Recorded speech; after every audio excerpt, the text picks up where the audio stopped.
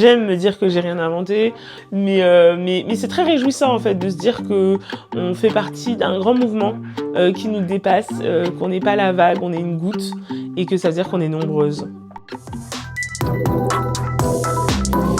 Et qui veut continuer à vivre comme ça, dans une prison, oscillant entre inconfort, honte et rage? Très peu pour moi. Je préfère tenter l'évasion. Je suis Kémis, je suis autrice et poétesse afroféministe. Est-ce que vous diriez encore ça aujourd'hui, je suis votre pire cauchemar? La première chose, c'est que je crois que moi, je serai toujours le pire cauchemar de certaines personnes. Même des personnes qui ne l'avouent pas. Parce que je pense qu'on est dans un monde qui construit des personnes qui ont des corps gros et des corps noirs comme étant des choses qu'il faut absolument pas être. Disons que les corps gros et noirs sont associés à des corps qui ne sont pas beaux, ce qui n'est pas mon idée personnelle. Je pense que je suis le cauchemar aussi parce que, en fait, je prends la place. En fait, j'ai envie d'être heureuse. En fait, je considère que j'ai le droit à la joie. Et que le droit à la joie, au-delà de moi-même, au-delà de ma propre personne, c'est pas un privilège. Je pense que c'est quelque chose qui doit être... je sais pas si c'est démocratisé, mais en tout cas, ça doit être au centre de notre société. Et ça, il y a des gens qui sont pas d'accord. Il y a des gens qui considèrent qu'en fait, on doit être dans une société qui est hiérarchisée selon certaines normes et certains codes. Et les personnes qui ne se plient pas à ça sont soit des ennemis politiques ou soit voilà, des personnes qui sont un peu des cauchemars, quoi, qui les embêtent. Il y avait une partie de moi qui me disait, mais en fait, moi, je me trouve pas moche au fond.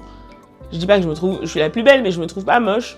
Et aussi, quelque chose qui dépasse cette question de l'esthétique, c'est en fait, j'ai envie de vivre et j'ai envie d'avoir du plaisir. Et toujours en fait sur cette question de la joie. Et en fait, j'ai envie de traverser cette vie, j'ai envie de l'habiter, j'ai pas envie d'être spectatrice. Et habiter cette vie, ça veut aussi dire se dire, bon, on va pas passer son temps à être complexé ou à être retenu par ses complexes. Ce livre et puis mon cheminement, ça m'a fait réaliser aussi quelque chose, c'est qu'en fait, tout ça, ça passe par mon corps. Mon corps, c'est pas mon ennemi. Si les critères changent, en fait, si je me dis, mais alors, dans ce corps, tu as réalisé tes rêves. Dans ce corps, tu as été écrivaine. Dans ce corps, tu as été aimée et aimée. Dans ce corps, tu as vu des ciels roses. Dans ce corps, tu as joui. Bah, en fait, là, je me dis, ah, mais il est trop bien, ce corps. En fait, ce corps, c'est mon meilleur ami. En fait, ce corps, c'est le temple de mes rêves, en fait. Vous avez traversé des périodes de dépression. Ouais. Vous parliez de bas et de haut. Qu'est-ce que ça vous a appris sur vous, justement, de traverser ces moments, ces bad trips Je sais pas si j'apprends quelque chose de mes périodes de dépression, je les traverse, en fait. Je pense que peut-être ça me fait apprendre justement à célébrer encore plus la joie. Parce que je sais qu'il y a des hivers, je sais qu'il y a des moments sombres, je sais qu'il y a des moments où la lumière est vraiment très très basse. Où il y en a peu. Après, c'est aussi dans la pénombre qu'on apprend à comprendre l'importance de cette foi aussi. La joie, de toute façon, la joie, elle est nécessaire. Enfin, quand je dis qu'elle est nécessaire, je veux dire que biologiquement, notre corps, il nous a conçus pour ressentir du plaisir. Le corps a considéré que ressentir du plaisir était essentiel à la survie biologique, au-delà de la politique, au-delà des récits. Est-ce que vous auriez un nom ou une femme pionnière ou qui vous aurait inspiré justement dans ces combats, dans cette lignée de femmes qui se sont battues pour les droits des femmes? Moi, je me sens pas du tout comme une pionnière. Je crois et ça me réjouit d'ailleurs de pas me sentir comme une pionnière. Je crois que j'arrive dans un chemin qui a été déjà tracé par des grandes femmes avant moi. L'une des personnes dont je parle énormément, je sais que j'arrête pas d'en parler, c'est vraiment Bell Hooks, puisque d'ailleurs Kémis, c'est un pseudo qui est inspiré en fait de son propre pseudo. Donc je pense que quelqu'un qui m'a vraiment vraiment beaucoup inspiré, c'est elle. Sur beaucoup de plans, je pense, sur sa manière d'écrire, déjà, sa manière d'écrire les discriminations, la rage, la colère. Elle écrit très simplement. C'est-à-dire que moi, j'ai lu en anglais quand il n'y avait pas autant de traduction, et d'ailleurs tant mieux. Et en fait, j'arrive à la comprendre. Et donc, et je trouve que c'est important parce qu'on voit elle a à cœur de faire comprendre son travail. J'ai pas tout lu d'Audre Lorde, il faut l'avouer, mais il y a un texte qui m'a vraiment... C'est pas qui m'a ramené à la poésie, parce que j'ai toujours écrit de la poésie, mais qui m'a vraiment permis de faire sens de mon amour de la poésie. La poésie n'est pas un luxe. La poésie, vraiment, c'est une manière de penser un nouveau monde. Et en fait, ce texte, il ouvre tellement de choses Vraiment, il élargit l'horizon. En fait, on se dit, ah oui, d'accord, en fait, la poésie, c'est ça, c'est pas juste esthétique, même si l'esthétique, c'est important. C'est aussi une manière de nous élever, en fait. Enfin, mes premières inspirations, c'est quand même ma mère et ma grand-mère. Voilà, évidemment.